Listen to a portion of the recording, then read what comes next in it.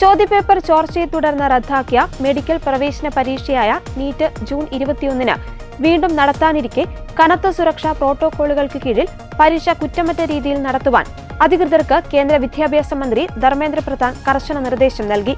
ചൊവ്വാഴ്ച ന്യൂഡൽഹിയിൽ നടന്ന ഉന്നതതല അവലോകന യോഗത്തിൽ അധ്യക്ഷത വഹിച്ച് സംസാരിക്കുകയായിരുന്നു അദ്ദേഹം. മെയ് 3-ന് നടന്ന ആദ്യ പരീക്ഷയിൽ ചോദ്യപേപ്പർ ചോർന്നതിനെ തുടർന്ന് രാജ്യവ്യാപകമായി വലിയ പ്രതിഷേധമുയരുകയും CBI അന്വേഷണം പ്രഖ്യാപിക്കുകയുമായിരുന്നു. ഇതിന് പിന്നാലെയാണ് പരീക്ഷ റദ്ദാക്കി പുനഃപരീക്ഷ പ്രഖ്യാപിച്ചത്. പരീക്ഷ നടത്തിപ്പിൽ പൂർണ്ണമായ സുതാര്യതയും വിശ്വസ്തതയും ഉറപ്പുവരുത്തണമെന്ന് യോഗത്തിൽ വിദ്യാഭ്യാസ മന്ത്രി ഉദ്യോഗസ്ഥരോട് ആവശ്യപ്പെട്ടു. ആദ്യ പരീക്ഷയിൽ എവിടെയൊക്കെയാണ് വീഴ്ചകൾ ഉണ്ടായതെന്ന് കൃത്യമായി കണ്ടെത്തണമെന്നും അവ പൂർണ്ണമായി പരിഹരിക്കണമെന്നും അദ്ദേഹം വ്യക്തമാക്കി. പരീക്ഷാ ക്രമീകരണങ്ങൾ കൃത്യമായി നടപ്പിലാക്കുന്നതിനും നിരീക്ഷണം ശക്തമാക്കുന്നതിനുമായി എല്ലാ സംസ്ഥാനങ്ങളിലെയും ജില്ലാ മജിസ്ട്രേറ്റുമാരെയും പോലീസ് സൂപ്രണ്ടുമാരെയും സംയുക്ത ഏകോപന യോഗങ്ങൾ വിളിച്ചു ചേർക്കാൻ മന്ത്രി നിർദ്ദേശിച്ചിട്ടുണ്ട്. കനത്ത സുരക്ഷാ പ്രോട്ടോകോളുകൾക്ക് കീഴിൽ സുരക്ഷിതവും തടസ്സവുമില്ലാത്തതുമായ രീതിയിൽ പരീക്ഷ നടത്തണം.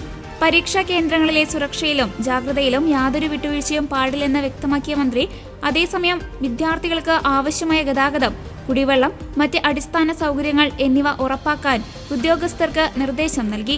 മെയ് 3-ന് നടന്ന പരീക്ഷയിലെ ക്രമക്കേടുകൾ 20 ലക്ഷത്തിലധികം വിദ്യാർത്ഥികളെയാണ് ബാധിച്ചത്. ചോദ്യപേപ്പർ ചോർച്ചയെക്കുറിച്ച് അന്വേഷിക്കുന്ന CBI കേസിൽ ഇതിനകം നിരവധി പേരെ അറസ്റ്റ് ചെയ്തിട്ടുണ്ട്.